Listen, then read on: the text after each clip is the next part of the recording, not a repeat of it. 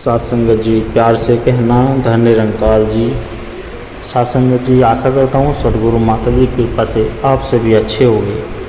साथ संगत जी, आप जी के चरणों में बहुत ही सुंदर कहानी विचार जिसका विषय है सेवा का महत्व। आइए शुरू करते हैं। साथ संगत जी, सेवा का महत्व बहुत गहरा और व्यापक होता है। सेवा का अर्थ है दूसरों की मदद करना, उनके दुख दर्द को समझना और निस्वार्थ भाव से सहायता करना। यह केवल एक सामाजिक कर्तव्य नहीं बल्कि एक मानवीय गुण है जो समाज को जोड़कर रखता है। साथ संगत जी, सेवा के कुछ महत्वपूर्ण तथ्य जैसे मानवता की अभिव्यक्ति। सेवा मानवता का सबसे बड़ा रूप है। जब हम दूसरों की सेवा करते हैं तो हम अपने भीतर के करुणा और प्रेम को व्यक्त करते हैं। समाज में समरसता, सेवा भाव से समाज में एकता, सहयोग और भाईचारे की भावना पनपती है। यह सामाजिक अंतर को कम करती है। आत्मिक संतोष, जब हम किसी की मदद करते हैं तो हमें एक अंदरूनी शांति और संतोष मिलता है जो किसी भी भौतिक सुख से बढ़कर होता है। नेतृत्व और नैतिकता का विकास, सेवा से व्यक्ति में नेतृत्व के गुण और नैतिकता मूल्य विकसित होती है। धार्मिक और आध्यात्मिक दृष्टिकोण, अनेक धर्मों में सेवा को सर्वोच्च कार्य माना गया है। सेवा ही धर्म है जैसे कहावतें इसी बात को दर्शाती है। साथ संगत जी, सेवा का दीपक। बहुत समय पहले की बात है, एक पहाड़ी राज्य में अर्चना नाम की एक युवा लड़की रहती थी। उसका सपना था कि वह डॉक्टर बने और लोगों की सेवा करे।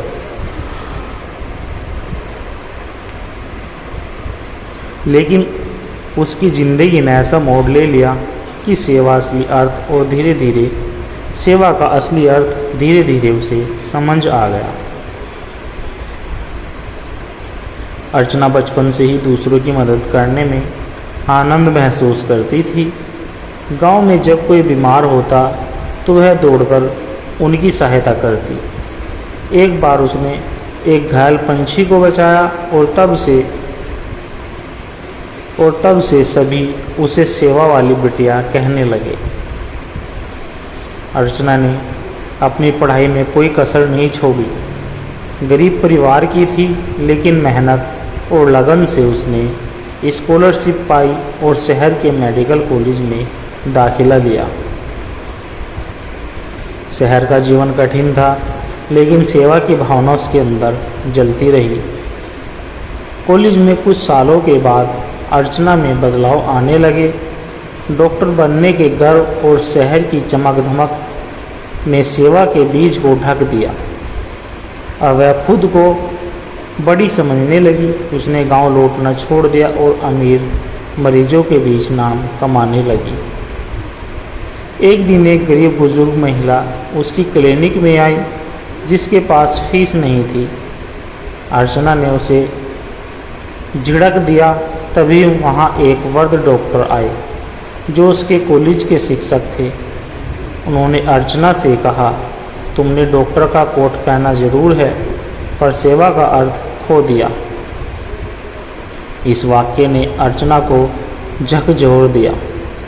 उस रात अर्चना सो नहीं सकी। उसे अपने गांव, घायल पंछी, बीमार अम्मा और वे झोंपड़ी याद आई जहां उसने सेवा सीखी थी। उसने फैसला लिया कि अगली छुट्टी में वह गांव जाकर एक मेडिकल कैंप लगाएगी। गांव लौटने पर अर्चना को देखकर सबकी आंखें भर आई। उसने बिना फीस लिए इलाज किया, दवाइयाँ बांटी और गांव की बच्चों को स्वच्छता और स्वास्थ्य की शिक्षा दी। वहाँ के लोगों ने मिलकर उसके नाम पर एक सेवा केंद्र बनवाया जिसका नाम था दीप सेवा सदन। धीरे धीरे अर्चना को एहसास हुआ कि सच्ची सफलता सिर्फ नाम और पैसे में नहीं, बल्कि दूसरों के लिए कुछ करने में है। वह शहर और गांव दोनों में सेवा करती रही। उसका नाम पूरे राज्य में सम्मान से लिया जाने लगा।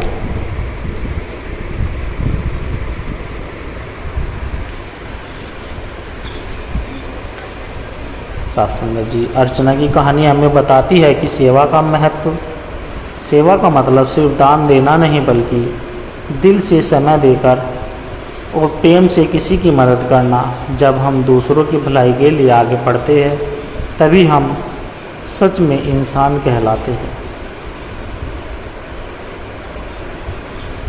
सत्संग जी, वापसी का रास्ता। सच्ची सेवा वो है जो बिना स्वार्थ, बिना दिखावे के और बिना अपेक्षा के की जाए। यही बात साबित करता है अविनाश। सत्संग जी, अविनाश एक छोटे से गांव से निकलकर शहर में बड़ा बिजनेसमैन बना। आलीशान बंगला, महंगी गाड़ियाँ, नाम और शोहरत, सब कुछ हासिल कर लिया। अगर उस दौड़ में वह अपनी जड़ों को, अपने गांव को और सबसे ज़्यादा सेवा की भावना को पीछे छोड़ चुका था। एक दिन उसके ऑफिस में एक बूढ़ा व्यक्ति आया। फटे हुए कपड़े, कमज़ोर शरीर, लेकिन आँखों में चमक थी। बाबूजी, पहचाना? उसने पूछा। अविनाश चौंक गया। यह तो वही रामलाल काका थे जो बचपन में उसे स्कूल पहुंचाया करते थे। उनके जूते सिलते, उसे गर्म दूध पिलाते जब वह बीमार होता। काका, आप यहाँ? अविनाश थोड़ा असहज था। काका बोले, गांव में अब अस्पताल नहीं है और मेरा बेटा भी शहर चला गया। सोचा तुमसे मदद मांग लूँ। अविनाश ने कुछ रुपए निकालकर उन्हें थमाए। काका ने रुपए नहीं लिए। वे बोले, बेटा, तूने बड़ा नाम कमाया, पर अगर तेरी तरक्की से किसी और की ज़िंदगी न संवर पाए तो वो सफलता नहीं, बस दिखावा है। काका चले गए, लेकिन ये सब अविनाश के मन में घर कर गए। रात को अविनाश सो नहीं पाया। उसे अपना बीमार बचपन, रामलाल काका की सेवा और गांव की टूटी सड़कें, सूनी आंखें याद आने लगी। अगली सुबह उसने एक फैसला लिया। वह अपनी कामयाबी को अब सेवा में बदलेगा। वह गांव लौटा, एक स्वास्थ्य केंद्र खोला एवं फ्री स्कूल शुरू किया और वृद्धों के लिए सेवा निवास बनवाया। लोगों ने पहले विश्वास नहीं किया, पर धीरे धीरे सब बदल गया। अब हर साल उसकी कंपनी के 1% मुनाफे से गरीबों के लिए सुविधाएं दी जाती है। और अविनाश कहता है, जब मैंने सेवा शुरू की तभी मुझे सच्चे सुख का स्वाद मिला। सत्संगत जी, सेवा करने के लिए करोड़पति होना जरूरी नहीं, बस दिल बड़ा होना चाहिए। जब आप किसी की मदद करते हैं तो वह कर्म लौट कर आता है कई गुना बनकर। सेवा न सिर्फ दूसरों की बल्कि हमारी आत्मा की भी ज़रूरत है। सत्संगत जी, ज्ञान और सेवा की शक्ति।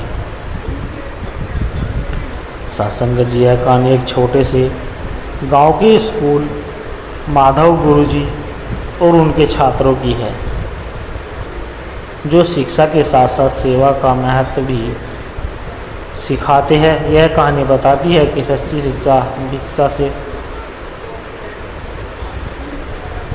भिक्षा वही है जो समाज की भलाई के लिए उपयोग हो। सत्संगत जी, उत्तर प्रदेश के एक छोटे से गांव अमरपुर में, जहां शिक्षा का स्तर बहुत नीचे था, वहां एक युवा शिक्षक माधव गुरुजी आए।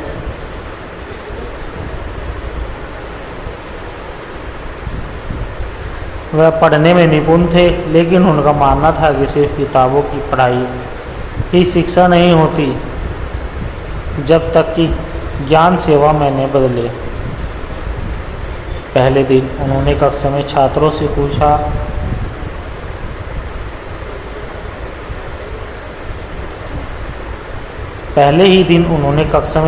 से पूछा, बच्चों बताओ कि पढ़ाई क्यों ज़रूरी है। छात्रों ने उत्तर दिया, अच्छी नौकरी के लिए, ज़्यादा पैसे कमाने के लिए, शहर जाकर रहने के लिए। गुरुजी मुस्कुराए और बोले, लेकिन अगर पढ़ाई सिर्फ अपने भले के लिए होती है तो क्या समाज आगे बढ़ जाएगा। छात्र चुप हो गए। गुरुजी ने तय किया कि वे बच्चे को सेवा का असली महत्व सिखाएंगे।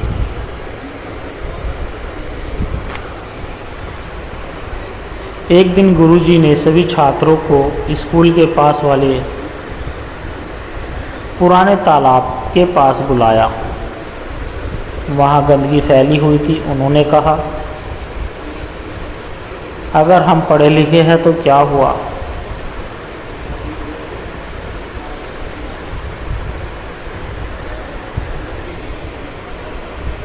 सासंगत जी।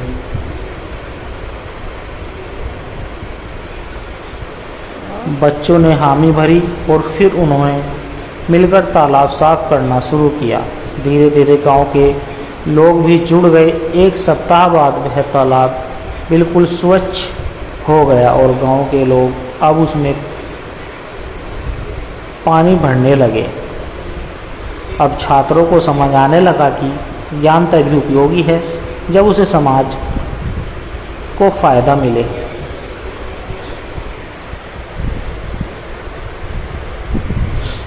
कुछ महीनों बाद गुरुजी छात्रों को एक आश्रम में ले गए। वहाँ बुजुर्ग लोग अकेले रहते थे, क्योंकि उनके बच्चे शहर जाकर पढ़ चुके थे। गुरुजी ने कहा,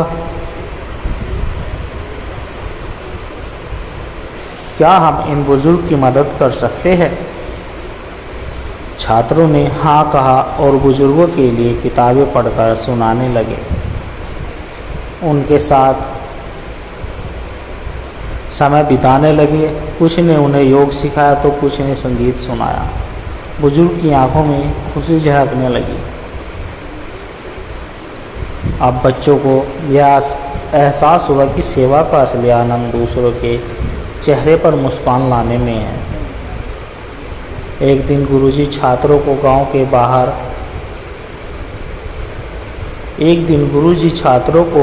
बाहर इलाके में ले गए, जहां पर गरीब परिवार रहते थे। गुरुजी ने कहा, अगर हम पढ़ाई कर सकते हैं तो क्या हमें अपने ज्ञान को बांटना नहीं चाहिए। छात्रों ने निर्णय लिया कि वे इन बच्चों को रोज़ 1 घंटा पढ़ाएंगे। कुछ हफ्तों में वे बच्चे अक्षर और गिनती सीखने लगे।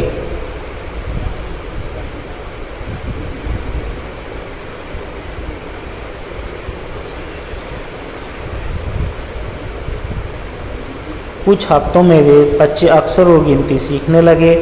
गांव के लोग हैरान थे कि सेवा का यह छोटा सा काम पूरे गांव को शिक्षित करने की दिशा में आगे बढ़ा सकता है।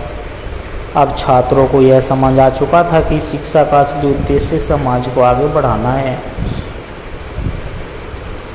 माधव गुरुजी की यह शिक्षा पूरे गांव में फैल गई।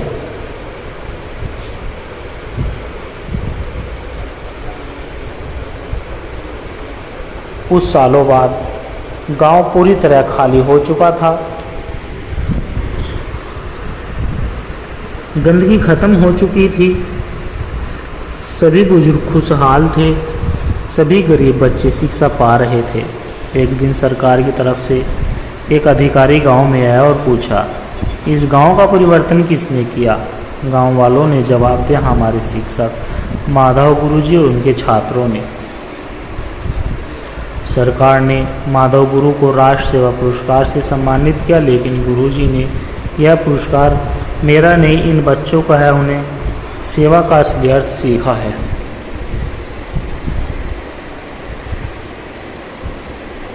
साथ संगत जी, सेवा ही सच्ची शिक्षा है। आज उमरपुर गांव का हर बच्चा जानता है कि पढ़ाई सिर्फ डिग्री के लिए नहीं बल्कि समाज की सेवा के लिए होती है।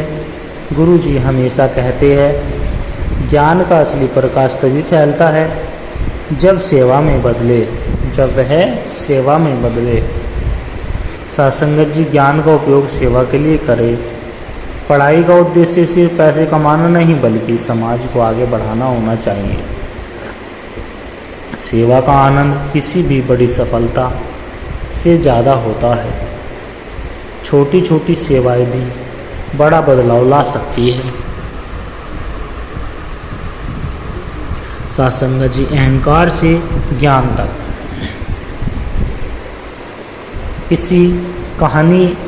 यह कहानी एक राजा की है जिसने धन, वैभव और शक्ति को हासिल कर ली, लेकिन असली शांति और आत्मज्ञान से कोसों दूर है। यह कहानी बताती है कि कैसे एक साधारण संत की शिक्षा ने उसे अध्यात्म का मार्ग दिखाया।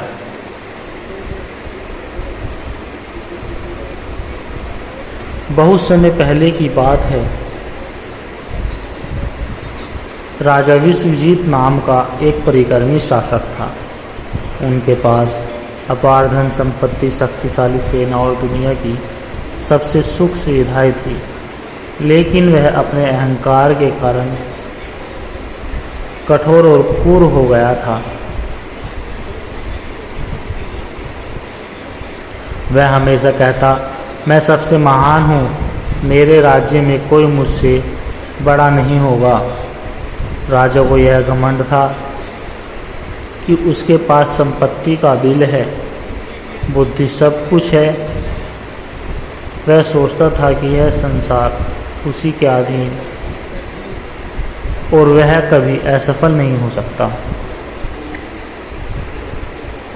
साथ संगत जी, एक दिन एक संत उनके दरबार में आए। उनका चेहरा तेजस्वी था,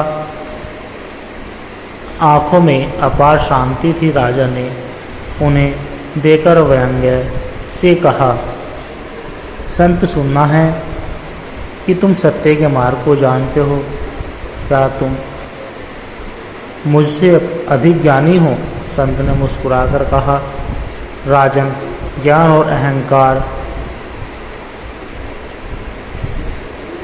और अहंकार साथ नहीं चल सकते। क्या तुम सच में जानते हो कि तुम कौन हो? राजा हंसने लगा, मैं इस राज्य का स्वामी हूँ, मुझसे बड़ा कोई नहीं। अगर ऐसा है तो एक प्रश्न का उत्तर दो, जब तुम मरोगे तब क्या यह राज्य तुम्हारे साथ जाएगा? राजा निरुत्तर हो गए। संत बोले, जिस चीज को तुम अपना कहते हो वह वास्तव में तुम्हारी नहीं है। राजा उस रात से सो नहीं सका। उसने अपने मंत्री से कहा, क्या सच में मैं कुछ भी अपने साथ नहीं ले जा सकता? राजा ने अगले दिन संत को बुलाया और कहा, हे संत, मुझे बताइए, अगर यह संसार अस्थायी है तो सच्चा सुख कहाँ है? संत मुस्कुराए और बोले, राजन, अगर तुम सत्य को जानना चाहते हो तो अपने सारे वैभव छोड़कर मेरे साथ आओ। संत मुस्कुराए और बोले, राजन, अगर तुम सत्य को जानना चाहते हो तो अपने सारे वैभव को छोड़कर मेरे साथ आओ। संत ने राजा को एक गांव में ले जाकर कहा, अगर तुम आत्मज्ञान चाहते हो तो दूसरों की सेवा करो। राजा ने पहले दिन भोजन बांटा, दूसरे दिन उसने एक बीमार वृद्धा की सेवा की, तीसरे दिन वह गरीब बच्चों को पढ़ाने लगा। कुछ महीनों बाद राजा को एक अनोखी अनुभूति हुई। उसने पहली बार महसूस किया कि असली आनंद स्वार्थ सेवा, दूसरों की भलाई करने में है। एक दिन संत राजा को एक नदी किनारे ले गए और बोले, राजन, जल में देखो, तुम्हें कुछ दिखाई दिया? राजा ने उत्तर दिया, मुझे अब प्रतिबिंब दिखाई देता। संत ने एक पत्थर फेंका जिससे जल में हलचल हुई। अब क्या दिखा? अब क्या दिखा? कुछ नहीं, प्रतिबिंब धुंधला हो गया। यह तुम्हारा अहंकार है। जब मन शांत हो तो तुम अपनी असली आत्मा को नहीं देख सकते। राजा को असली शिक्षा मिल चुकी थी। उसने राजपाट छोड़कर सेवा का मार्ग अपनाया और एक सच्चे साधु की तरह जीवन बिताने लगी।